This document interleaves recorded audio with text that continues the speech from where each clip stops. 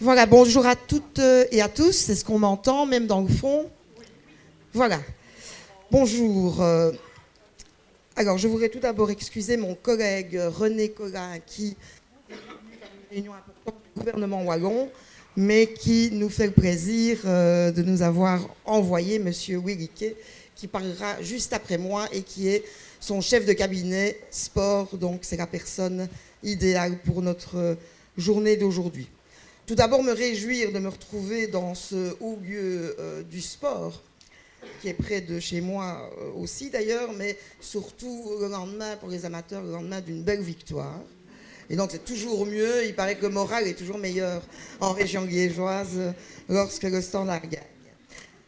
Alors, nous sommes réunis aujourd'hui pour réfléchir ensemble sur une des normes fondamentales pour vivre ensemble, la mixité.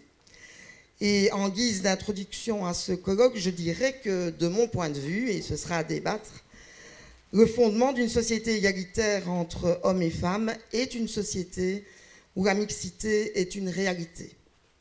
Que ce soit à l'école, dans les lieux sportifs, dans les enceintes politiques, dans les médias, dans les milieux professionnels, dans les espaces de loisirs, dans la rue, dans les cercles de pouvoir, partout, la mixité doit être une réalité. Viser plus de mixité dans toutes les sphères de la vie est une condition, me semble-t-il, nécessaire pour atteindre une société égalitaire.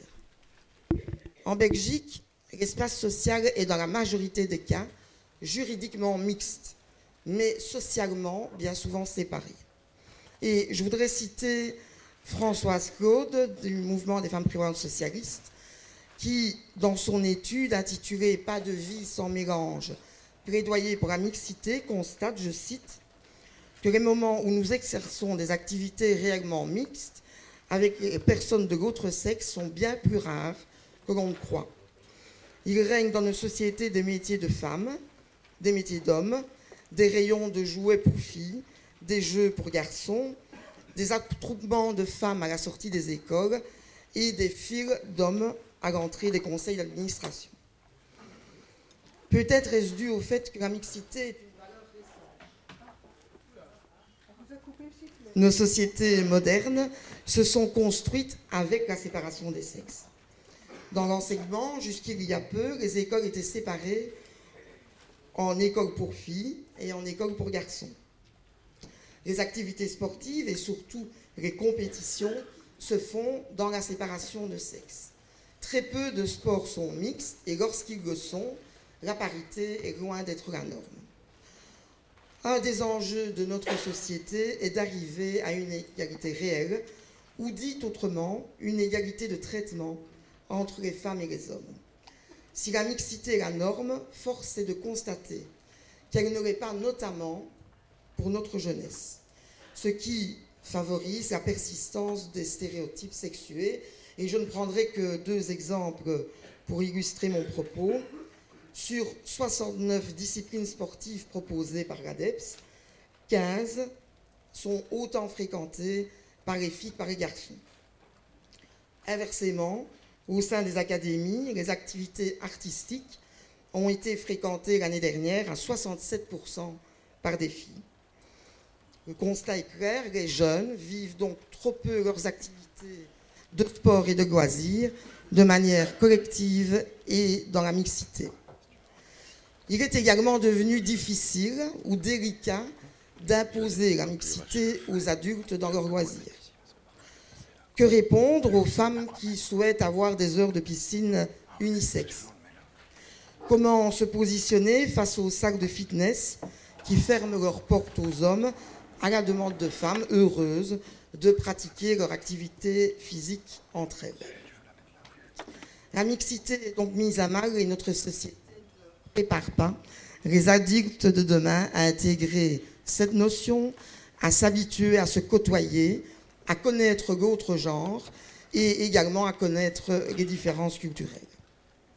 Or, des études sur la mixité chez les jeunes, et on en parlera, j'imagine, ce matin, démontrent que la séparation des élèves en fonction des sexes contribue au renforcement des stéréotypes. Les manifestations de sexisme sont plus importantes dans les classes unisexes de garçons, la présence simultanée des deux sexes en milieu mixte atténue les incidents sexistes. L'ancrage dans des comportements genrés est nettement plus fort dans un contexte non mixte. Il est primordial de proposer des mécanismes afin d'encourager des activités collectives, de les rendre plus accessibles et de favoriser la mixité. Une de mes missions est de contribuer à construire une société plus égalitaire. Or, si la mixité est une condition nécessaire à l'égalité, elle n'est pas une condition suffisante. Elle ne se résume pas, ce serait trop simple, à des déclarations d'intention. Elle ne va pas de soi. Il faut la travailler, l'encourager, la stimuler. La mixité permet de s'ouvrir et de s'exercer à l'égalité afin que chacune et chacun puisse se réaliser dans l'égalité. Je terminerai en affirmant, et je pense que votre présence le prouve, que la mixité est nécessaire et qu'elle est aussi un véritable challenge. La route vers une mixité, une parité, une égalité à tous les niveaux et dans toutes les sphères de vie est semée d'embûches qu'il faut lever et vaincre. Je crois vraiment que c'est par la mise en place de dispositifs sensibilisateurs, stimulateurs, incitateurs, mais aussi parfois contraignants, que ces objectifs seront atteints. Mais avant tout, c'est surtout avec l'appui des femmes et des hommes de conviction qui portent des projets, qui travaillent sur le terrain, qu'une société plus égalitaire sera instaurée. C'est sans doute votre cas aujourd'hui et je souhaite vraiment que les ateliers puissent se terminer en fin de journée avec des propositions concrètes qui puissent être soumises au ministre Koga et à moi-même de façon à ce que nous puissions avancer sur cette question. Je vous remercie et je vous souhaite une excellente journée.